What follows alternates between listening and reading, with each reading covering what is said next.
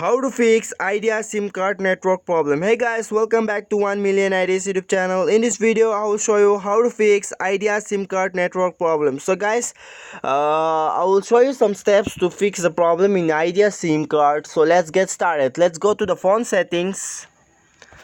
And then guys, you can see here in the first option, you can see here aeroplane mode. Just on the aeroplane mode here, and then you have to switch off your phone and then plug out the SIM card and again replug it, and then you have to switch on the phone, and then the problem will be solved. So guys, if the problem doesn't work, then you have to go to your settings, and then you can see here dual SIM and cellular network. Just click here and select your SIM card and go to carrier option. You can see here carrier.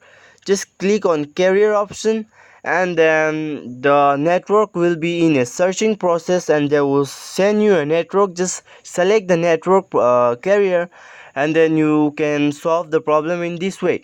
So now if the problem doesn't work, then I will show you the another tips is that you have to go to additional settings or more settings. I have additional settings, so I will go here, and then guys, you have to go to backup and reset. You can see here, just click here, and then you have to press on reset to factory settings. Click here. Now guys, please keep in mind that you have to click in reset system settings only, not in other things like other option like clear all data and all, but you have to click on reset system settings only. You can see in the first option, just click here, and then you can reset your phone. You can apply your password and reset your phone. Only phones reset system settings only. So in this way you can solve your problem. So guys, if the problem doesn't work, then just go back and I will show you the another tips again.